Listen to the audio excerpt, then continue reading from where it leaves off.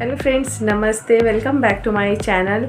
Friends, आप लोग सोच रहे होंगे ना कि मेरी वीडियोस काफ़ी लेट आते हैं, कमेंट आते हैं, आप लोग कहते हो कि मैडम वीडियो थोड़ा जल्दी डाला करो। और मुझे भी बहुत ज़्यादा प्रेशर होता है वीडियोस का कि मेरी वीडियो लेट नहीं होने चाहिए, बट नहीं मिल पाता है क्योंकि बीच में मेरी बेटी की तबीयत थोड़ा सा, मौसम आप लोग को सबको पता है कि मौसम थोड़ा सा ख़राब हो गया था, बारिश भी हुई तो ठंड भी कभी बढ़ जाए कभी कम हो जाए, इस वजह से बच्चों की तबीयत काफ़ी ख़राब हो गई थी। तो इस वजह से, क्योंकि जब बच्चों की तबीयत ख़राब हो जाती है तो फिर कोई काम समझ नहीं आता, ऐसा लगता है कि उनसे बड़ा कोई इंपॉर्टेंट कोई चीज़ है नहीं। तो इस वजह से भी लेट हो गया। और साथ के साथ आप लोग मेरा लोकेशन देख के समझ गए होंगे कि मैं अब कहीं और हूँ। पहले जैसे मैं गांव में थी, तो अभी मैं गांव आई हुई हूँ क्योंकि कुछ ज़रूरी काम था इसलिए आ गई। तो बीच में ट्रैवल करना, फिर बच्चों की तबीयत, तो इस वजह से थोड़ा सा हेक्टिक शेड्यूल हो गया था। बट वीडियोस फिर से टाइम पे आएंगे और फिर मैं वापस अभी जाऊंगी ये 2 हफ्ते के बाद। तो जब हम वापस जाएंगे दिल्ली फिर से आपके, तो आपको पहले तो मैं अपने वीडियोस के शेड्यूल बता दूं कि आज हम किस टॉपिक पे डिस्कस करने वाले हैं। आज हम आप लोग के ही 2-3 कमेंट को इसी वीडियो में कवर करेंगे। पहला, पीयू क्या होता है, आप लोगों ने पूछा है पीयू मैडम क्या होता है। दूसरा, पीपीएम क्या होता है, ठीक है। साइज सेट क्या होता है। और उसके बाद एक और बहुत इम्पॉर्टेंट क्वेश्चन है कि जब आप टेस्टिंग में कभी भी कोई कपड़ा भेजते हो या फिर सैंपल भेजते हो, तो क्या उसका प्रोसीजर क्या होता है, क्या अपने यहाँ कैसे, कौन सा वॉश कराना चाहिए, कितनी बार वॉश कराना चाहिए कोई भी टेस्टिंग में सैंपल भेजने के पहले। आज इसके बारे में भी हम इस वीडियो में बात करेंगे। तो हम लोग आज 3-4 टॉपिक को इसी वीडियो में कवर करेंगे। तो वीडियो अगर थोड़ी सी लंबी हो जाए तो प्लीज़ पैनिक मत करना, वीडियो को स्किप मत करना। पैनिक करोगे, स्किप करोगे तो आप लोग के पास ही आधी अधूरी नॉलेज होगी, मुझे तो पता ही है। तो इससे मेरा कोई प्रॉब्लम नहीं है। आप लोग पूछते हो तो मैं उसी टॉपिक पे वीडियोस बनाती हूँ। तो पहला जो है वो है पीओ क्या होता है, ठीक है। तो हमारा काम कहाँ से स्टार्ट होता है, पीओ से। तो पीओ क्या होता है, परचेज ऑर्डर। परचेज ऑर्डर मतलब हमारा जो पीओ, परचेज ऑर्डर, जब हमारा पीओ आता है, पीओ मतलब ऑर्डर कंफर्मेशन। हम काम जो भी करते हैं, हमारे पास जिस भी ऑर्डर, जो भी ऑर्डर है कि भाई ये हमें गारमेंट तैयार कराना है, इसकी ये ऑर्डर क्वांटिटी, और आपके पीओ में सब कुछ मेंशन होता है। आपने जो बायर को प्राइस दिया होगा, जो आपका कंफर्म हुआ होगा प्राइस, वो साथ में आपकी क्वांटिटी, डिलीवरी डेट, आपका पीओ किस दिन रिसीव हुआ, हर एक चीज़ आपको मेंशन कर उसमें रहता है। किस साइज़ में कितने ऑर्डर हैं, साइज़ वाइज क्वांटिटी, उसमें हर एक चीज़ डिटेल दी हुई होती है। बायर का एड्रेस, कंसाइनी एड्रेस, आपका एड्रेस, हर एक चीज़, फैक्ट्री का एड्रेस, सब कुछ उसमें मेंशन होता है। तो जब भी मेक श्योर इतना ज़रूर करना कि जब आपके पास पीओ आता है, जैसे ही कंफर्मेशन आती है, कभी भी इतना हड़बड़ी में काम नहीं करना कि बायर का पीओ नहीं आया और हमने कोई रिस्क ले लिया, कपड़ा ऑर्डर कर दिया या ये सारी चीज़ें कर दी। तो ये कभी मत करना। अभी इसके बारे में डिटेल में मैं नहीं बता रही हूँ क्योंकि ये तब बताऊँगी जब हम अपने मर्चेंडाइज़र की क्लासेस स्टार्ट करेंगे ना, तब ये मैं आपको बताऊँगी, ठीक। मर्चेंडाइज़र की क्लासेस, चलो इसके बारे में बात। तो आपको क्या करना है कि अपना पीओ जब आता है तो आप अपने पीओ को एक बार ज़रूर चेक करना कि आपने जो कंफर्मेशन किया था बायर ने वही। कभी कभी ऐसा होता है कि बायर के जब पीओ आ जाते हैं तो पीओ में कभी कभी बायर प्राइसेस 20 सेंट्स, $1 कुछ ना कुछ कम कर देता है। कभी कभी ऐसा होता है, हमेशा नहीं होता है। तो आप ये सारी चीज़ें ज़रूर चेक करना, क्योंकि अगर नहीं चेक करोगे तो प्रॉब्लम आपको ही होने वाली है। तो ये होता है बेसिकली हमारा पीओ। जैसे ही पीओ आता है उसके बाद हमारा आगे का जो प्रोसीजर, चाहे वो अगर सैंपल की बात करें तो फिटिंग स्टार्ट कर देते हैं हम लोग बनाना, और फैब्रिक की बात करें तो फैब्रिक वगैरह हम ऑर्डर करना स्टार्ट कर देते हैं, ठीक है। अब बाहर से फिर आगे हम डिस्कस करना, क्योंकि हमें अपनी डिलीवरी भी मेंटेन करनी होती है। तो पीओ आने के बाद बाकी के सारे काम स्टार्ट हो जाते हैं। उसके बाद दूसरा आप लोग का कमेंट ये है कि पीपीएम क्या होता है। देखो, ppm pre production meeting. Ppm का मतलब, अगर आपसे फैक्ट्री में कोई बात करे, यार आज हम चलो मैडम पीपीएम कर लेते हैं, तो इसका मतलब है कि प्रोडक्शन, जब आपका कोई भी ऑर्डर हो, कोई भी स्टाइल है, ठीक है, वो बाकी कंफर्मेशन हो गया, अब वो प्रोडक्शन में जाने वाला है। मतलब आपने सैम्पलिंग वगैरह उसकी सब कुछ डन कर लिया है, अब वो प्रोडक्शन में जाने वाला है, ठीक है।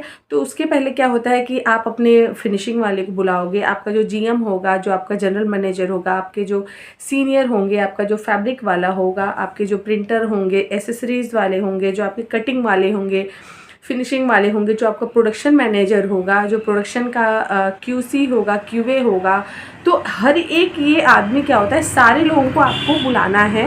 मतलब बुलाना क्या है, हर एक फैक्ट्री का रूल होता है, आप लोग को उनके साथ मीटिंग करनी है, अपनी फ़ाइल जिस भी ऑर्डर का स्टार्ट हो रहा है वो अपनी ऑर्डर का अपने फ़ाइल लेनी है, उसका सैंपल लेना है, उसका पैटर्न लेना है, बाहर का कमेंट लेना है, जो भी उसमें लेटेस्ट जो भी रिकमेंडेशन है आपको कराना है वो सारी चीज़ें लेनी है, और अपने मीटिंग हॉल में जाना है और अपनी पूरी टीम के साथ, जो आपकी प्रोडक्शन की टीम है, साथ में कोशिश करना कि जो आपको ओनर है, जो आपके बॉस है, उनको भी इन्वॉल्व ज़रूर करें। क्योंकि जब प्रोडक्शन में जाने से पहले कभी हर एक जब भी कोई डिसीजन आप लोग ले रहे हो तो हर एक मेंबर का सिग्नेचर जरूर लेना, क्योंकि हर एक सिग्नेचर लेने का मतलब, साइन लेने का मतलब ये होता है कि इतना प्रेशर होता है हर एक के पास, डिलीवरी टाइम इतना टाइट होता है, बहुत सारी चीज़ें होती हैं। तो आप कोई भी सैंपल दे रहे हो तो उस पर साइन ज़रूर कराना कि मैंने आपको अपना ये जो सैंपल दे रहे हैं उसका भी साइन ज़रूर लेना। हर एक चीज़ का मतलब फ़ाइल हैंड ओवर कर रहे हो तो वो भी हर एक चीज़ का लेना, जिससे कल को वो ये मुँह कर ना पाए कि नहीं जी आपने नहीं दिया, क्योंकि उनके पास 10 चीज़ें होती हैं। कभी कभी कोई चीज़ गायब हो जाती है तो वो लोग अपने आप को बचाने के लिए कभी आपके ऊपर ब्लेम कर देते हैं। हम लोगों ने ऐसा बहुत झेला है, तो इसीलिए ये सब चीज़ों के लिए आपको अलर्ट रहना है। तो ये होता है पीपी मीटिंग, जिसमें आपकी हर एक चीज़ डिस्कस होती है कि इतना डिलीवरी हो गया, आप हमें प्रोडक्शन में कब दे रहे हो, प्रोडक्शन से आप अभी हम आपको दे रहे हैं तो आप कितने दिन में मुझे प्रोडक्शन बना के दोगे, प्रोडक्शन बनाने के बाद आपका फिनिशिंग में जाएगा तो फिनिशिंग में कितना, ऑर्डर कैसा है, स्टाइल कैसा है, तो कितने दिन लगेगा। तो ये सारी चीज़ें आपकी पीपीएम में डिस्कस होती हैं, ठीक है। पैटर्न ग्रेडिंग में कितना टाइम लगेगा, पैटर्न ग्रेड हो गया कि नहीं हो गया, तो ये सारी बहुत सारी चीज़ें होती हैं जो आपकी पीपीएम में डिस्कस होती हैं।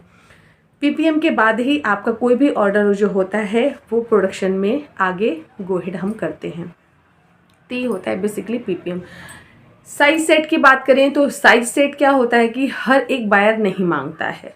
साइज सेट बेसिकली अगर हम देखा जाए, जितना मैंने काम किया है, कि साइज सेट जो होता है वो हमारी फैक्ट्री जो है नहीं होती है ना, अपने इनिशियल चेकिंग के लिए मांगती है। कभी कोई बायर भी इनिशियल चेकिंग के लिए मांगता है।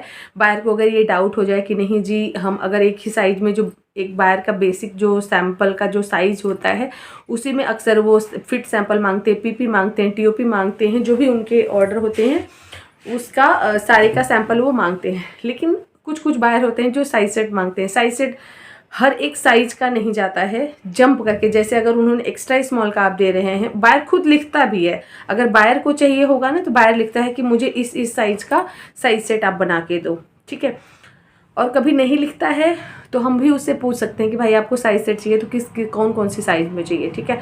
और बाकी क्या होता है, जब हमारे प्रोडक्शन में सैंपल लग जाता है ना उसी टाइम पे साइज सेट बन के जाता है, क्योंकि हम सैम्पलिंग में अगर हमारे पास 10 साइज है तो 5-5 साइज के पीसेस बनाना बहुत डिफिकल्ट हो जाता है। साइज सेट तभी बनेगा जब आपकी ग्रेडिंग होगी, तो ग्रेडिंग करने के बाद प्रोडक्शन में जाता है। तो हम लोग प्रोडक्शन से ही बेसिकली जो हमारा क्यूए होता है, चाहे फिनिशिंग वगैरह के, वो देखने के लिए ही, अगर बाइंग ऑफिस से काम करते हो तो बाइंग ऑफिस का जो उनके क्यूए होते हैं, जो क्यूसी होते हैं, उनकी जो मर्चेंडाइजर होते हैं, वो बोलते हैं कि आप अपने ऑर्डर का साइज सेट तैयार करो, हम आके इनिशियल चेकिंग करेंगे, ठीक है। तो इसलिए भी साइज सेट हम लोग बनाते हैं। हर एक बायर का अपना एक पर्टिकुलर, कभी कभी क्या होता है कि थर्ड क्या कहते हैं इंस्पेक्शन, थर्ड पार्टी इंस्पेक्शन होती है तो वहाँ पे भी साइज सेट और मांगते हैं इनिशियल चेकिंग के लिए। उसके बाद जब आपका ऑर्डर बन जाता है तब तो फिर आपका पूरा ही चेक होता है, शिपमेंट ही पूरी चेक होती है। तो ये डिपेंड करता है अकॉर्डिंग टू बायर। और जो मेरा फोर्थ आप लोग का सवाल ये था, बहुत ही इम्पॉर्टेंट सवाल था कि जब आप कोई भी पीस सैम्पल टेस्टिंग में भेजते हैं तो उसको कौन सा वॉश कराना चाहिए और कितनी बार वॉश कराना चाहिए।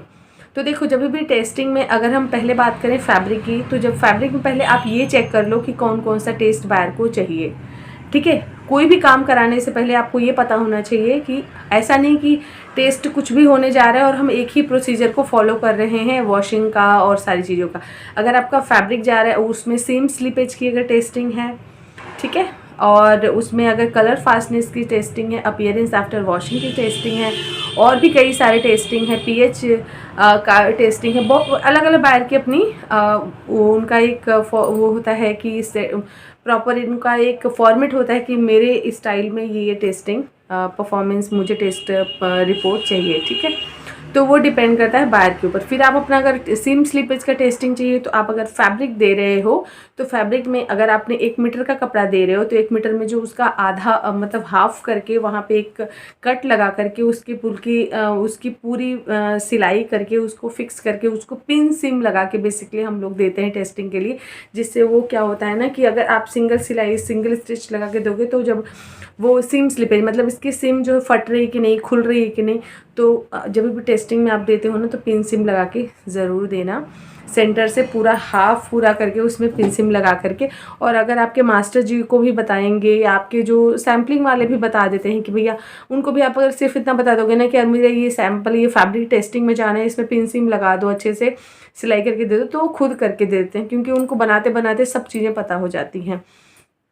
और अगर हम बात करें वॉशिंग की तो देखो इसमें हम लोग कलर फास्टनेस वगैरह की अपीयरेंस की है तो हम लोग पहले ही इसको अगर अपीयरेंस वगैरह की है तो पहले आप एक बार इसको डिप करा लो। इसको पानी में थोड़ी देर डाल के डिप करा दो क्योंकि वहाँ पे कलर वलर का कोई टेंशन नहीं होता है कि यार हमारा श्रिंक, पहले ही आप इसकी श्रिंकेज वगैरह करा लो। जिससे क्या होता है कि अगर टेस्ट रिपोर्ट फेल हो गई तो फिर आपको प्रॉब्लम होगी और ये डिपेंड करता है फैब्रिक के ऊपर। तो आप उसको पहले से पानी में डिप करा लो जिससे आपकी श्रिंकेज जो होती है वो सब कुछ चीज़ें ठीक हो जाए। कलर फास्टनेस के लिए आप अपने डायर को बोलो या आपका जो वॉशिंग वाला है कि भाई इसको कलर फिक्स करके दो। इसको कलर फिक्सर आप लोग अच्छे से कराना। कभी कभी क्या होता है अच्छे से कलर फिक्स नहीं होता है तो कलर फास्टनेस में बहुत सारी दिक्कत, पिलिंग की प्रॉब्लम आ जाती है, कई सारी फैब्रिक की क्वालिटी और कलर फास्टनेस वगैरह में प्रॉब्लम आ जाती है। तो इसको फिक्स ज़रूर करना कलर फिक्सिंग के लिए। तो आप लोग 1 या 2 बार उसको फिक्स ज़रूर कराना। पहले तो आप उसकी श्रिंकेज वगैरह अच्छे से निकालो डिप करा के पानी में आधा घंटा डाल के, जिससे उसकी श्रिंकेज जो होती है वो सही हो जाए।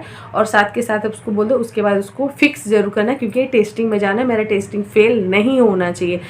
अपने इस काम में स्ट्रिक्ट रहो आप अपने वॉशिंग वाले के लिए। और ऐसे ही रही बात अगर आप एक गारमेंट दे रहे हो टेस्टिंग के लिए तो गारमेंट में अक्सर उनको कभी 2 पीस चाहिए होता है, कभी कभी उनको ज़्यादा भी पीस चाहिए होता है। तो ये अपने टेस्टिंग वाले से ज़रूर डिस्कस कर लें। और जब कपड़ा दे रहे हैं, अब गारमेंट दे रहे हैं, सैंपल दे रहे हैं, तो सैंपल में हर एक जगह पे जो भी स्टिच लगता है, जहाँ पे भी, चाहे साइड हो गया, आर्म होल हो गया, कफ हो गया, कहीं पे भी आप वहाँ पे पिन सिम जरूर लगाना। अपने सैम्पलिंग टेलर को बोलो या मास्टर जी को बोलो कि मास्टर जी इसमें टेस्टिंग के लिए जा रहे हैं, यहाँ पे पिन सिम ज़रूर लगा देना, ठीक है। जिससे क्या होता है कि आपका सेम स्लीपेज वगैरह में टेस्ट फेल ना हो। और गारमेंट को भी आप कलर फिक्स करके ज़रूर देना। उनको कलर फिक्स करके श्रिंकेज वगैरह उसका निकलवा के पानी में डिप करा के 2-4 बार की ज़रूरत नहीं है, 1 बार आप पानी में 2 बार डिप ज़रूर कराओ। पहले तो कोशिश करो कि जब आपका गारमेंट बन रहा है, जो टेस्टिंग का बन रहा है गारमेंट, ठीक है, तो पहले आप सैंपल बनने के पहले ही आप उसको पानी में डिप करा दो। फैब्रिक दे रहे हो तो कोई बात नहीं, फैब्रिक आप बनने उसमें सीम वगैरह लगाने के बाद, लेकिन जब आपका गारमेंट बन रहा हो, ठीक है ना, तो जब गारमेंट बन रहा हो तो उस टाइम पे आपको क्या करना है कि गारमेंट बनने के पहले फैब्रिक अपना ले लो, जो भी 10 मीटर 15 मीटर जो भी कपड़ा आपको चाहिए, जो आपके सैंपल के लिए चाहिए, 2-4 सैंपल बनाने के लिए, तो पहले उतना कपड़ा लो और पानी में उसको डिप करा दो। अपने वॉशिंग वाले को बोलो कि भैया ऐसा है, ये जाएगा टेस्टिंग में, तो इस कपड़े को पहले डिप कर दो। श्रिंकेज वगैरह के लिए, कलर फास्टनेस वगैरह के लिए इसको पहले ही आप उसको फिक्सर वगैरह करा लो जिससे आपका सैंपल बने और आप डायरेक्ट भेज दो। क्योंकि अगर जब आप गारमेंट बनने के बाद कराओगे ना श्रिंकेज वगैरह के लिए डिप कराओगे पानी में, तो क्या पता आपका मेजरमेंट 10 सेंटीमीटर और लेंथ आपकी 10 सेंटीमीटर अंदर घुस गई हो, तो बाहर कोई लगेगा यार कि ये कौन सा सैंपल बनवाया, कितना छोटा साइज़ बनाया कि इतना चला गया, तो फिर बाहर को डाउट हो जाता है, ठीक है, क्योंकि रिपोर्ट पूरी जाती है और बाहर उल्लू नहीं है, बेवकूफ़ नहीं है। तो इसलिए जब आप गारमेंट बना रहे हो तो फैब्रिक पहले आप डिप ज़रूर करो पानी में। तो आई होप फ्रेंड्स आप लोग को बहुत सारे क्वेश्चंस एक साथ मैंने इसमें कवर कर दिए हैं। वीडियो अच्छा लगा हो तो लाइक ज़रूर करना। आपका क्या फीडबैक है कमेंट करके ज़रूर देना। और आप लोग अगला वीडियो किस टॉपिक पे चाहते हैं कमेंट करो फ्रेंड्स। आप लोग के कमेंट के अकॉर्डिंग ही मैं वीडियो बनाती हूँ जिससे आप लोग की हेल्प मिल सके। और मेरा ये टारगेट है कि मर्चेंडाइजिंग से रिलेटेड हर एक टॉपिक पे वीडियो बनाऊँ। मैं मर्चेंडाइजिंग बिल्कुल कहते हैं ना घोल के पिला देना चाहती हूँ। मैं चाहती हूँ जो हुआ बना था ना मर्चेंडाइजर वो आप लोग के लिए बिल्कुल ईजी सा हो जाए। प्रोसीजर क्या होता है, कैसे होता है, सब कुछ बताऊँगी। और इस वीडियो को इसी पे एंड करती हूँ। मिलती हूँ आपसे अगले वीडियो में। अगला वीडियो कोशिश करूँगी जल्द से जल्द आए। और जो अगला वीडियो होगा, मैंने पहले प्रॉमिस किया था कि यार मर्चेंडाइज़र की क्लासेस में स्टार्ट करने वाली हूँ, तो वो अब हो सकता है कि मैं अब अगले वीडियो से मर्चेंडाइज़र की क्लासेस ही स्टार्ट करूँ। बीच बीच में बाकी टॉपिक पे वीडियोस आते रहेंगे, बट मर्चेंडाइज़र की क्लासेस मैं अब करने वाली हूँ, क्योंकि उसका पूरा मैं शेड्यूल तैयार कर रही हूँ और मुझे अच्छा नहीं लग रहा है कि यार मैं बता देती हूँ फिर मैं कर नहीं पा रही हूँ। ठीक है, और ठीक है फ्रेंड्स,